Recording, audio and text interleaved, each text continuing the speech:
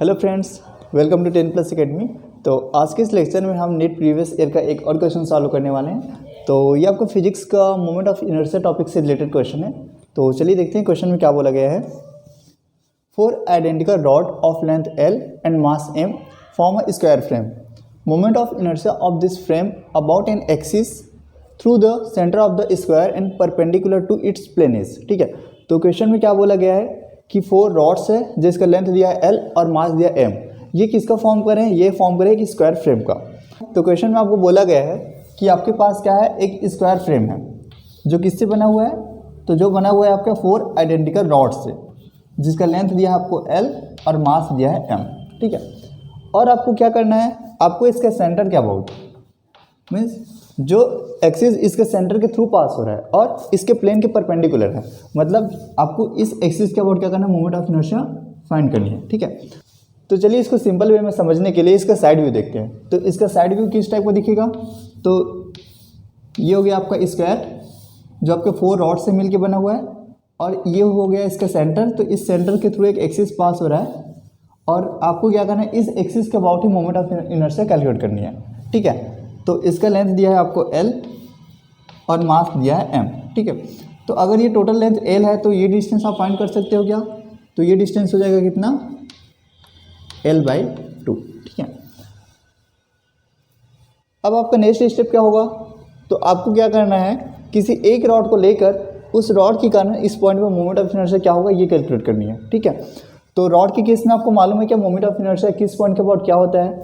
तो अगर आप एक रॉड कंसीडर करो जिसका लेंथ L है और मास M है, तो इसके सेंटर के अबाउट मोमेंट ऑफ इनर्शिया क्या होता है, तो आपको मालूम होगा mL²/12। ठीक है, ये होता है इसके सेंटर के about moment of inertia.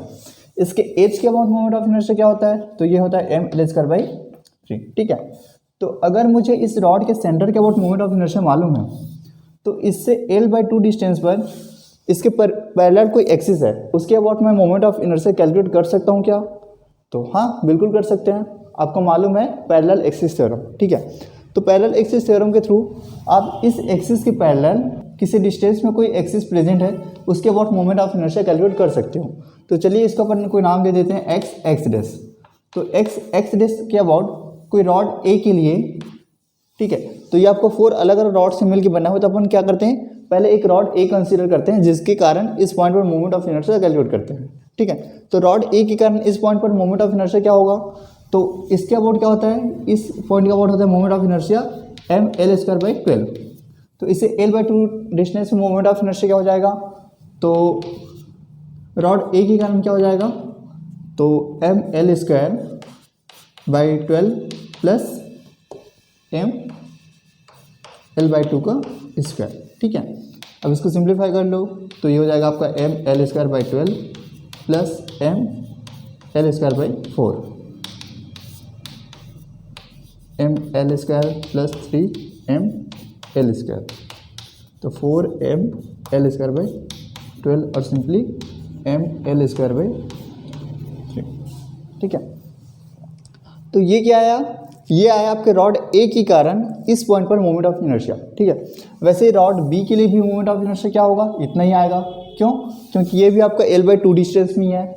Rod C के लिए और रॉड D के लिए आपको मोमेंट ऑफ इनर्शिया भी सेम ही आएगा। ठीक है, तो रॉड B, रॉड C और रॉड D तीनों के लिए मोमेंट ऑफ इनर्शिया इस पॉइंट पर क्या आएगा, इतना ही आएगा।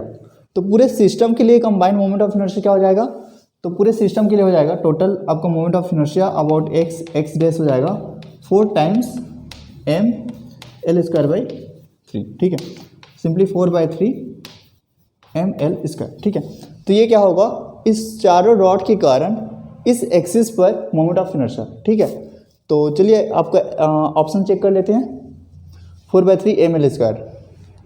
हाँ ठीक है, तो ये आपका ऑप्शन डी होगा करेक्ट।